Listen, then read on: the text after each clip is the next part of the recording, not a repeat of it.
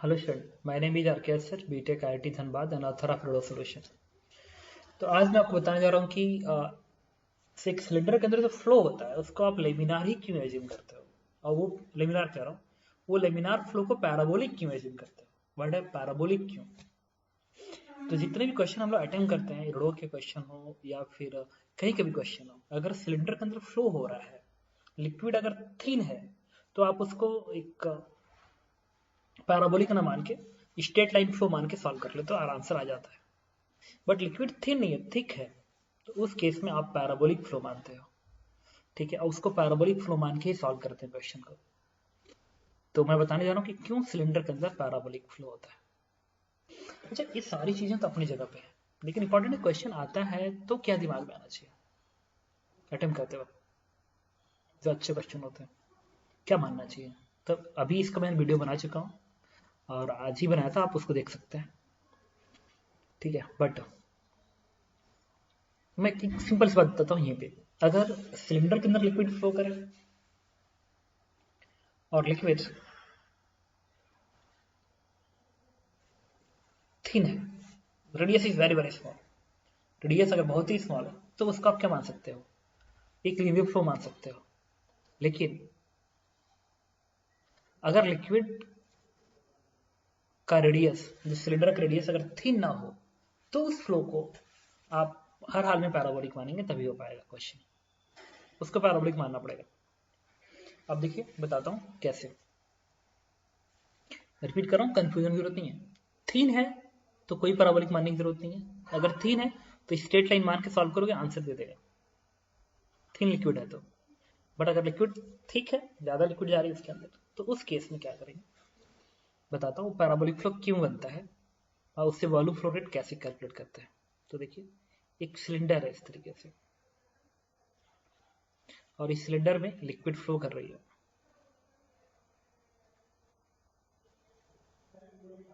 Liquid flow कर रही है, इसके रेडियस आर है और लिक्विड ऐसे फ्लो कर रही है। सबसे ज्यादा वेलोसिटी पता है कहां पर होगी, सेंटर पर होगी, वी नॉट। और सबसे कम वेलोसिटी कहां पर होगी, यहां पर होगी, that is zero, that is zero. अब यहाँ की जो वेलोसिटी है दैट इज वी नॉट, और यहाँ की जीरो। तो ये जो प्रोफाइल बनता है ना वेलोसिटी का, वो पैराबोलिक बनता है ऐसे।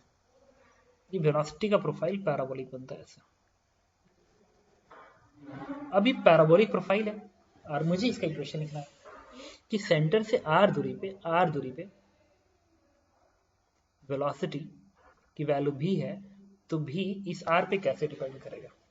ओके, तो देखिए इस आर पे कैसे डिपेंड करेगा। और इंपॉर्टेंट ये है कि ये पैराबोलिक ही क्यों है। ठीक है, तो मैं आपको बताता हूँ। इसके लिए मैंने क्या किया कि एक यहाँ पे मैंने सिलेंडर स्ट्रिप सेलेक्ट किया, यहाँ पे एक सिलेंडर स्ट्रिप सेलेक्ट किया, ऐसा स्ट्रिप सेलेक्ट किया जिसका रेडियस है आर, और ये स्ट्रिप सपोज करो, ये स्ट्रिप इतना बड़ा ले लिया, सीधे स्ट्रिप, ये स्ट्रिप है जिसका रेडियस है स्मॉलर, स्मॉलर रेडियस है। अगर मैं कहूँ कि यहाँ का प्रेशर P1 है और यहाँ का प्रेशर P2 है, लिक्विड इधर से इधर फ्लो कर रही है, and this pressure difference P1 minus P2 is delta P। इसलिए तो इतने लिक्विड की अगर एफबीडी बनाओगे ना, तो एफबीडी बनाओगे तो इस पे जो नेट फोर्स काम करेगा वो इस डायरेक्शन में काम करेगा, वो होगा delta P into pi r square. और एक बार ले इस डायरेक्शन में देखा होगा, और एक बार ले इस डायरेक्शन में देखा होगा, और एक बार लेमिनार फ्लो आ जाता है, स्टडी फ्लो इसमें आ गया है, तो ये जो स्ट्रीप है, ये जो स्ट्रीप है, इसका एक्सेलरेशन क्या रहेगा, कांस्टेंट रहेगा। हर पॉइंट की वेलोसिटी अलग अलग होगी, लेकिन वो टाइम के साथ चेंज नहीं होगी। मतलब डेल भी upon del t is zero at steady state, ये होल्ड हमेशा करेगा। डेल भी upon del t is zero, ये हमेशा करेगा। तो तो इतने स्ट्रिप पे नेट प्रेशर का फोर्स आप इतना दिखाएंगे, and this is balance by इसके पेरीफेरी पे जो विस्कस फोर्स आ रहा है ना पीछे को ऐसे विस्कस फोर्स आ रहा है उसको बैलेंस करेगा, क्योंकि एक्सेलरेशन जीरो है तो नेट फोर्स जीरो होना चाहिए। लिक्विड ऐसे फ्लो कर रहा है तो इस सरफेस से विस्कस फोर्स ऐसे लगेगा, ऐसे लगेगा, ऐसे लगेगा। वो जो विस्कस फोर्स आएगा जैसे इस ईटा ए की जगह पे अगर मैं कहूँ कि ये लेंथ एल के बराबर है तो बनेगा ईटा ए की जगह पे 2 पाई आर इंटू एल। इसका कर्व सरफेस एरिया ये वाला एरिया क्या बनेगा 2 pi r into l eta a into del भी अपॉन डेल आर, क्योंकि वेलोसिटी आर पे डिपेंड कर। यहाँ देखिए एक आर से एक आर कैंसिल आउट होगा, पाई से पाई कैंसिल आउट होगा, इससे अब मिल जाएगा डेल पी इंटू कुछ नहीं बाकी del P into r, del P into r बनेगा और ये 2 ईटा एल नीचे जाएगा, 2 ईटा एल नीचे आ गया इज इक्वल टू, और इस डेल आर को यहाँ भेज दो, is equal to del B, ये बन गया नाउ इंटीग्रेशन। अच्छा मुझे बताओ अगर मैं इस आर की जगह पे कैपिटल आर लिखूं, आर की जगह पे अगर मैं कैपिटल आर रखूं तो यहाँ की वेलोसिटी क्या है दैट इज 0, और आर की जगह पर मैं स्मॉल आर रखूं तो वेलोसिटी क्या आएगी v। अब कर दो इसको इंटीग्रेट तो यहाँ से बनेगा। अच्छा एक और यहाँ पे हम माइनस साइन लगाने जा रहा हूँ, रीजन ये है कि ये क्वांटिटी पॉजिटिव थी ये भी पॉजिटिव थी, वेलोसिटी घट रही है ऊपर जाने पे तो ये निगेटिव बनता, ये पॉजिटिव तो पूरी निगेटिव, इस निगेटिव को बैलेंस करना पड़ेगा, इसीलिए यहाँ पे एक माइनस साइन लगाना पड़ेगा। तो इसको इंटीग्रेट करने के बाद इससे v की वैल्यू आएगी this is del p upon 2 eta L, del p upon 2 eta L R square by 2, तो 2 का टर्म और नीचे आएगा तो बन जाएगा 4 इज इक्वल टू, ये बनेगा माइनस साइन अंदर भेज दो तो बनेगा कैपिटल आर का स्क्वायर माइनस स्मॉल आर का स्क्वायर, इससे भी की वैल्यू आ गई del P into are square divide by 4 eta l into 1 minus are square upon capital R का square, and this is the velocity profile is parabolic. ये parabolic भी जो है आर पे पैराबोलिकली डिपेंड कर रहा है, तो ये पैराबोलिक वेलोसिटी प्रोफाइल मैंने दिखा दिया, ठीक है।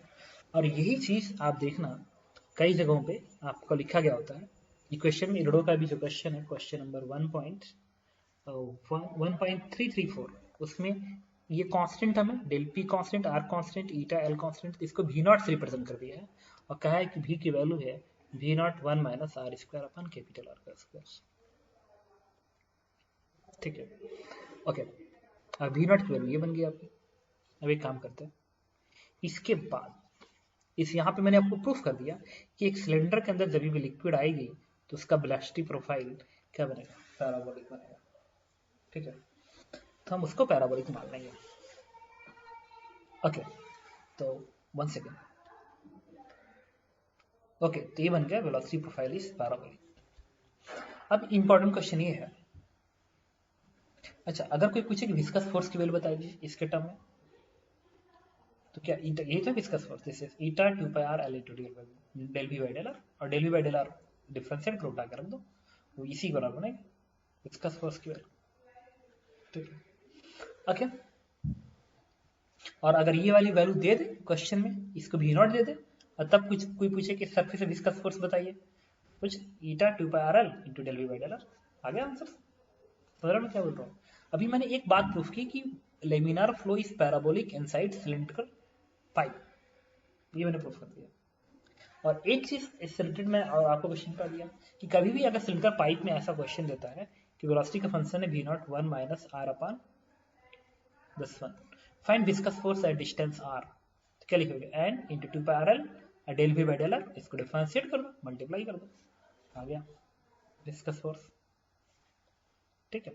ये तो दूसरे क्वेश्चन बन गए। इसके अलावा जो क्वेश्चन बनता है वो क्या बनेगा, अब एक बार वेलोसिटी आने के बाद कई चीजें बनती है रोडो में, तो कई चीजें कि वेलोसिटी आ गई फंक्शन लिख लिया ये v बराबर v not 1 minus are square by R square, और पूछता है कि जो लिक्विड फ्लो कर रही है इसकी कैटेगरी कितनी है, तो क्या करोगे भैया आर पे जाके dr की स्टीप ले लेना, dr की स्टीप ले लोगे तो dr की स्टीप ले लिया तो कैटेगरी क्या बनेगी dkx half dm into v का स्क्वायर, आ गया कैटेगरी। कोई पूछे कि बताइए